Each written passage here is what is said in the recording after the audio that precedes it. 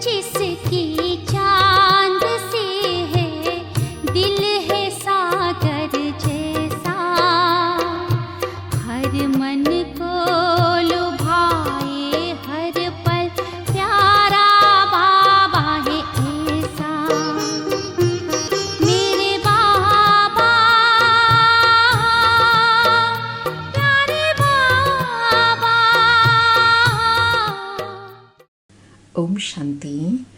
आज 5 मार्च 2026 के प्यारे बाप दादा के अनमोल मधुर महावाक्य हैं।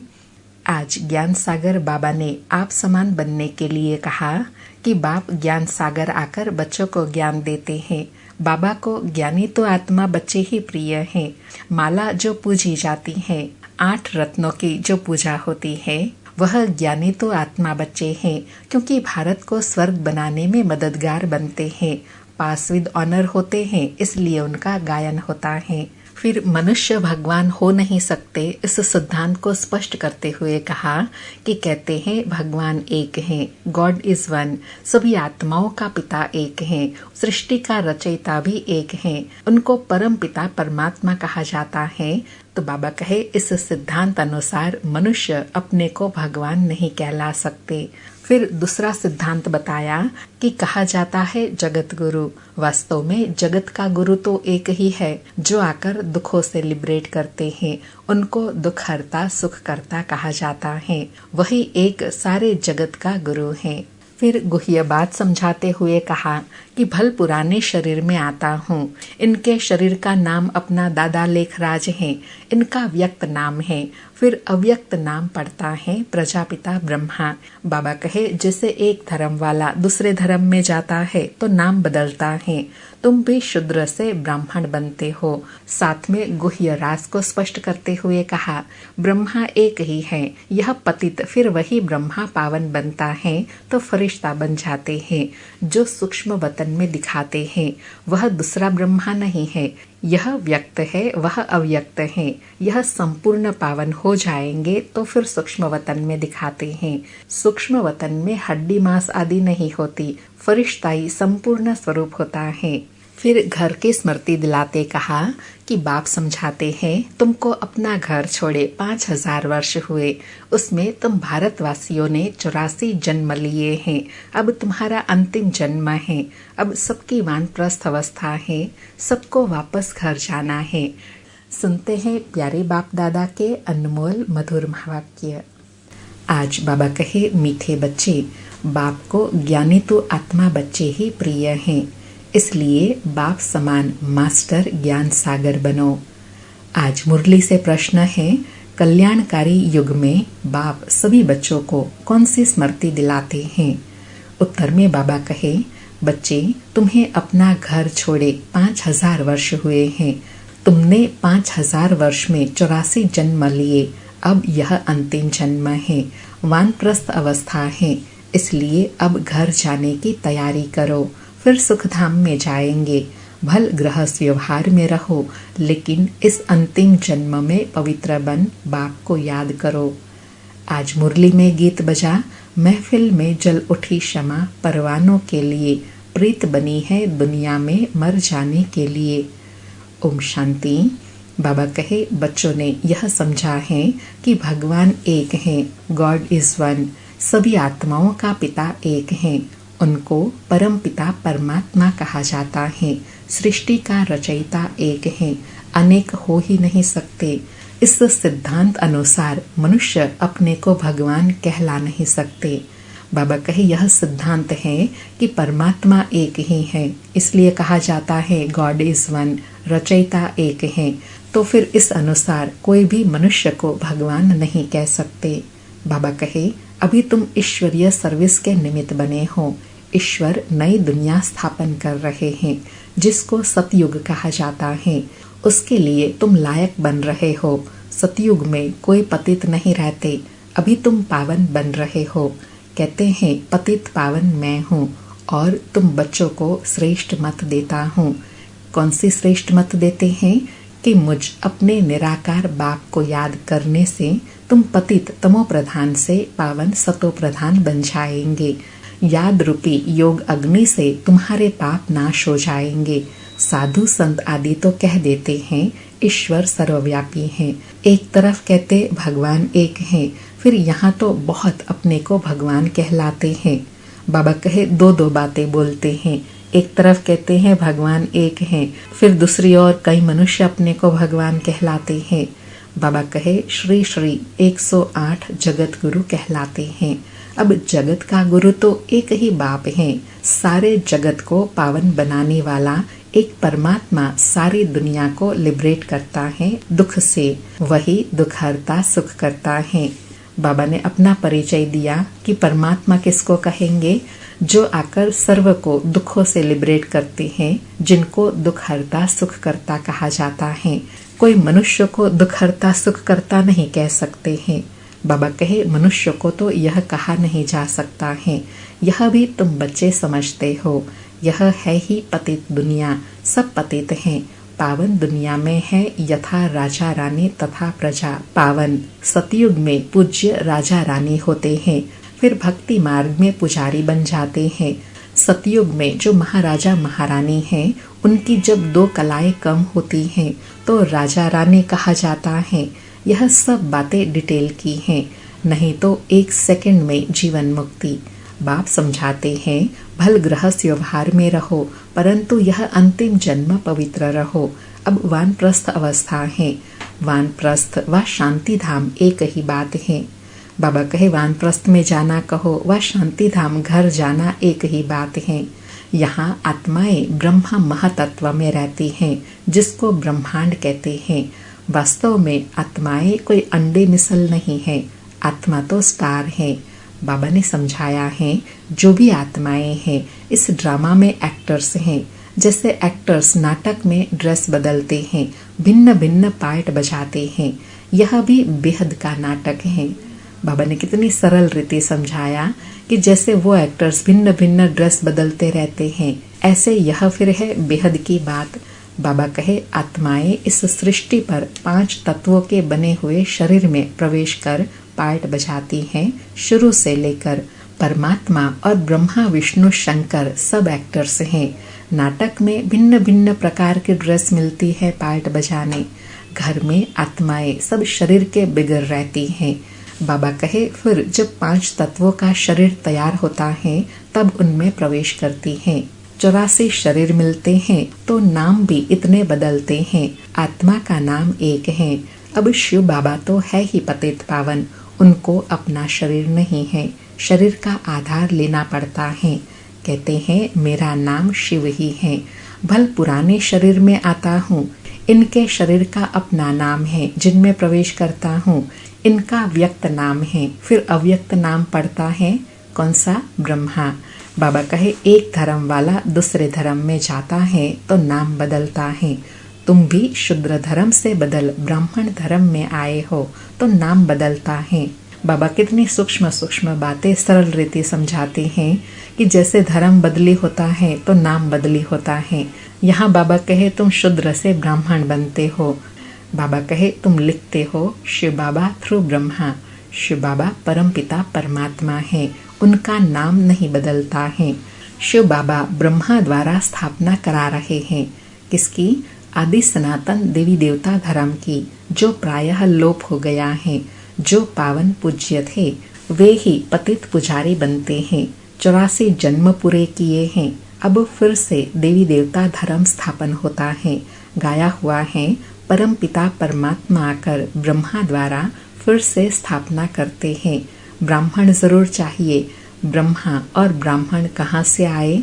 बाबा कहे स्वर्ग कहो व देवी देवता धर्म की स्थापना कहो, उसके लिए ब्रह्मा और ब्राह्मण जरूर चाहिए।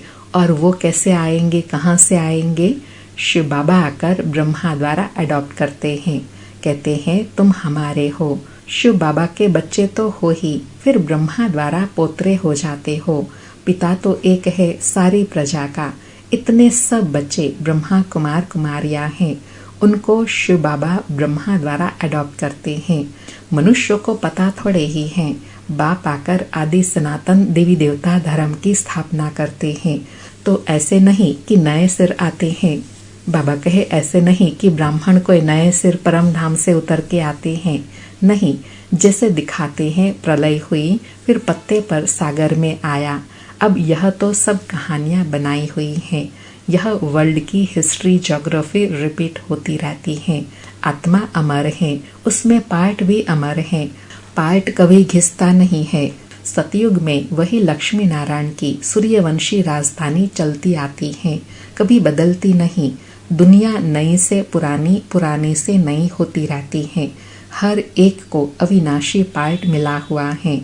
बाप कहते हैं भक्ति मार्ग में भगत जिस जिस भावना से भक्ति करते हैं वैसा साक्षात्कार कराता हूँ। कोई को हनुमान का, गणेश का भी साक्षात्कार कराता हूँ, उनकी वह भावना पूरी करता हूँ। यह भी ड्रामा में नोंद है। बाबा कहे यह मेरा पार्ट है, क्योंकि भगवान समझकर याद करते हैं ना, भले सामने रूप किनका भी हो, लेकिन याद तो इनडायरेक्ट रूप में परमात्मा को ही करते हैं ना। इसलिए बाबा कहे ड्रामा में मुझे ही साक्षात्कार कराना होता है। बाबा कहे मनुष्य फिर समझते हैं भगवान सब में है, इसलिए सर्वव्यापी कह देते हैं। भगत माला भी है। मेल्स में नारद शिरोमणि गाया जाता है, फीमेल में मीरा। भगत माला अलग है, रुद्र माला अलग है, ज्ञान की माला अलग है। बाबा ने 3 माला बताई। कौन कौन सी? एक भगत माला, दूसरी रुद्र माला जो शिव बाबा के गले का हार बनती है, तीसरी ज्ञान माला। बाबा कहे भक्तों की माला कभी पूजते नहीं। रुंड माला अर्थात वैजयंती माला पूजी जाती है। ऊपर में है फूल, फिर मेरुदाना युगल, फिर है बच्चे जो राजगद्दी पर बैठते हैं। वैजयंती माला ही विष्णु की माला है। भक्तों की माला का सिर्फ गायन होता है। रुद्र माला तो सब फेरते हैं। तुम भगत नहीं ज्ञानी हो। बाबा अंडरलाइन करा रहे हैं, तुम भगत आत्मा नहीं ज्ञानी आत्मा हो। बाबा कहते हैं मुझे ज्ञानी तो आत्मा प्रिय लगते हैं। बाप ही ज्ञान का सागर है। तुम बच्चों को ज्ञान दे रहे हैं। माला भी तुम्हारी पूजी जाती है। 8 रत्नों का भी पूजन होता है, क्योंकि ज्ञानी तो आत्मा है तो उनकी पूजा होती है। अंगूठी बनाकर पहनते हैं, क्योंकि यह भारत को स्वर्ग बनाते हैं। पास विद ऑनर होते हैं तो उनका गायन है। बाबा कहे यह जो 8 रत्न हैं वो कौन है? पास विद ऑनर आत्माएं हैं, जो भारत को स्वर्ग बनाने में नंबर 1 रहते हैं, इसलिए उनका गायन ज्यादा है। बाबा कहे 9वां दाना बीच में शिव बाबा को दिखाते हैं, उसको कहते हैं 9 रतन। यह है डिटेल की समझानी। बाप तो सिर्फ कहते हैं, क्या कहते हैं? बाप और वर्षे को याद करो तो तुम्हारे विक्रम विनाश होंगे, फिर तुम चले जाएंगे अपने घर। पतित आत्माएं पावन दुनिया में जा न सके। यहाँ सब पतित हैं। देवताओं के शरीर तो पवित्र निर्विकारी हैं। वह है पूज्य। यथा राजा रानी तथा प्रजा पूज्य हैं। यहाँ सब है पुजारी। वहाँ दुख की बात नहीं।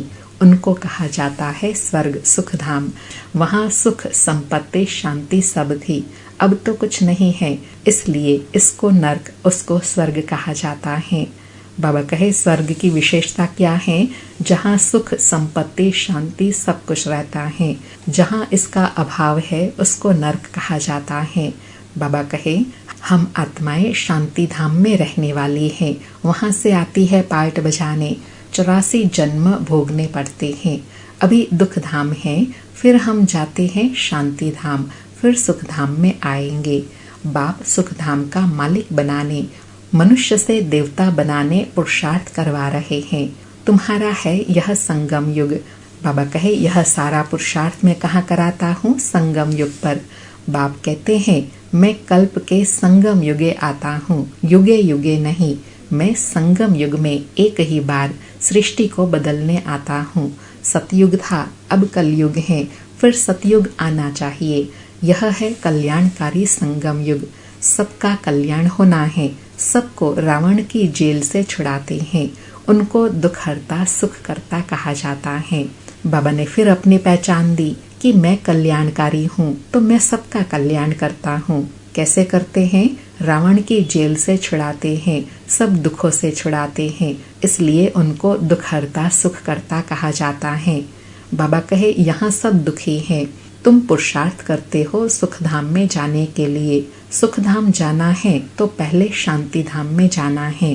तुमको पार्ट बजाते बजाते 5000 वर्ष हुए हैं। बाप समझाते हैं तुमको अपना घर छोड़े 5000 वर्ष हुए हैं। उसमें तुम भारतवासियों ने 84 जन्म लिए हैं। अब तुम्हारा अंतिम जन्म है। सबकी वानप्रस्थ अवस्था है, सबको जाना है। गायन भी है ज्ञान का सागर व रुद्र। यह है शिव ज्ञान यज्ञ। पतित पावन शिव है, परमात्मा भी शिव है। रुद्र नाम भक्तों ने रख दिए हैं। उनका असल नाम एक ही है, शिव। शिव बाबा प्रजापिता ब्रह्मा द्वारा स्थापना करवाते हैं। ब्रह्मा एक ही है। यही पतित फिर वही ब्रह्मा पावन बनता है तो फरिश्ता बन जाते हैं। जो सूक्ष्म वतन में दिखाते हैं वह दूसरा ब्रह्मा नहीं है, ब्रह्मा एक है। यह व्यक्त वह अव्यक्त। यह संपूर्ण पावन हो जाएंगे तो सूक्ष्म वतन में दिखाते हैं वहाँ हड्डी आदि होती नहीं। बाबा अव्यक्त और फरिश्ते की बाबा सूक्ष्म बात समझा रहे हैं कि फरिश्ता किसको कहेंगे। जब आत्मा संपूर्ण बन जाती है उनका स्वरूप सूक्ष्म वतन में दिखाते हैं जहाँ हड्डी मांस नहीं होता। बाबा ने समझाया था जिस आत्मा को शरीर नहीं मिलता है वह भटकती रहती है, उनको भूत कहा जाता है। जब शरीर मिले तब तक भटकती है। कोई अच्छी होती है, कोई बुरी होती है तो बाप हर बात की समझाने देते हैं। वह ज्ञान का सागर है तो जरूर समझाएंगे ना। बाबा कहे मैं ज्ञान का सागर हूँ तो सारी ज्ञान की बातें सब समझ देता हूँ ना। बाबा कहे 1 सेकंड में जीवन मुक्ति है। अल्फ और बे को याद करो तो सेकंड में जीवन मुक्ति का वर्षा मिल जाएगा। कितना सहज है। नाम ही है सहज राजयोग। वह समझते हैं भारत का योग यह था, परंतु वह सन्यासियों का हठ योग है। यह तो बिल्कुल ही सहज है। योग माना याद, उनका है हठ योग, यह है सहज। बाबा कहे याद सहज होती है ना, प्राणायाम करना तो मुश्किल लगेगा, लेकिन मन को एक परमात्मा में लगाना, याद करना, यह तो सहज है ना, हर कोई कर सकता है। बाप कहते हैं मुझे इस प्रकार याद करो, कोई लॉकेट आदि लगाने की दरकार नहीं है। तुम तो बच्चे हो बाप के, बाप को सिर्फ याद करो। तुम यहाँ पार्ट बजाने आए हो, अब सबको वापस घर जाना है, फिर वही पार्ट बजाना है। भारतवासी ही सूर्यवंशी, चंद्रवंशी, वैश्यवंशी, शूद्रवंशी बनते हैं। इस बीच में और धर्म वाले भी आते हैं। 84 जन्म तुम लेते हो, फिर तुमको ही नंबर 1 में जाना है। फिर तुम सतयुग में आएंगे तो और सभी शांति धाम में होंगे। और धर्म वालों के वर्ण नहीं हैं, वर्ण भारत के ही हैं। तुम ही सूर्यवंशी चंद्रवंशी थे, अभी ब्राह्मण वर्ण में हो। सूर्यवंशी ब्राह्मण बने हो। यह सब बातें बाप बैठ समझाते हैं। बाबा कहे जिनकी बुद्धि में धारणा नहीं हो सकती उनको कहते हैं सिर्फ बाप को याद करो। जैसे बाप को जानने से बच्चे को मालूम पड़ जाता है यह मिल्कियत है। बच्चे को तो वर्षा नहीं मिलता है। यहाँ तुम सब शिव बाबा के बच्चे हो, सबका हक है। मेल अथवा फीमेल सबका हक है, क्योंकि बाबा कहे मैं तो शरीर को देखता ही नहीं हूँ, मैं तो आत्माओं को देखता हूँ और आत्माएं तो सब समान है, मेल फीमेल की बात ही नहीं। इसलिए बाबा कहे यहाँ सबका हक है बाप से वर्षा लेने का। बाबा कहे सबको सिखाना है, शिव बाबा को याद करो। जितना याद करेंगे उतना विक्रम विनाश होंगे, पतित से पावन बनेंगे। आत्मा में जो खाद पड़ी है वह निकले कैसे? बाप कहते हैं योग से ही तुम्हारी खाद खत्म हो जाएंगी। यह पतित शरीर तो यहाँ ही छोड़ना है। आत्मा पवित्र बन जाएंगी, सब मच्छरों सदृश जाएंगे। बुद्धि भी कहती है, क्या कहती है? सतयुग में बहुत थोड़े रहते हैं, इस विनाश में कितने मनुष्य मरेंगे, बाकी थोड़े जाकर रहेंगे। राजाएं तो थोड़े रहेंगे, बाकी 9 लाख प्रजा सतयुग में रहेंगी। इस पर गाते हैं ना 9 लाख तारे यानी प्रजा। झाड़ पहले छोटा होता है फिर वृद्धि को पाता है। अभी तो कितनी आत्माएं हैं, बाप आते हैं सबका गाइड बन ले जाते हैं। अच्छा, मीठे मीठे सिकिलथे बच्चों प्रति माता पिता बाप दादा का याद प्यार और गुड मॉर्निंग। रूहानी बाप की रूहानी बच्चों को नमस्ते। हम रूहानी बच्चों की रूहानी माता पिता बाप दादा को याद प्यार गुड मॉर्निंग और नमस्ते नमस्ते। सारी मुरली से धारणा के लिए सार हैं। पहला, योग अग्नि से विकर्मों की खाद को भस्म कर पावन बनना है। अब वानप्रस्थ अवस्था है, इसलिए वापस घर जाने के लिए संपूर्ण सतो प्रधान बनना है। दूसरा पॉइंट, इस कल्याणकारी युग में बाप समान दुख हरता सुख करता बनना है। आज प्यारे बाबा का वरदान है, सदा कंबाइंड स्वरूप की स्मृति द्वारा मुश्किल कार्य को सहज बनाने वाले डबल लाइट भव। सदा कंबाइंड स्वरूप की स्मृति द्वारा मुश्किल कार्य को सहज बनाने वाले डबल लाइट भव। स्पष्टीकरण है, जो बच्चे निरंतर याद में रहते हैं वे सदा साथ का अनुभव करते हैं। उनके सामने कोई भी समस्या आएंगी तो अपने को कंबाइंड अनुभव करेंगे, घबराएंगे नहीं। ये कंबाइंड स्वरूप की स्मृति कोई भी मुश्किल कार्य को सहज बना देती है। कभी कोई बड़ी बात सामने आए तो अपना बोझ बाप के ऊपर रख स्वयं डबल लाइट हो जाओ, तो फरिश्ते समान दिन रात खुशी में मन से डांस करते रहेंगे।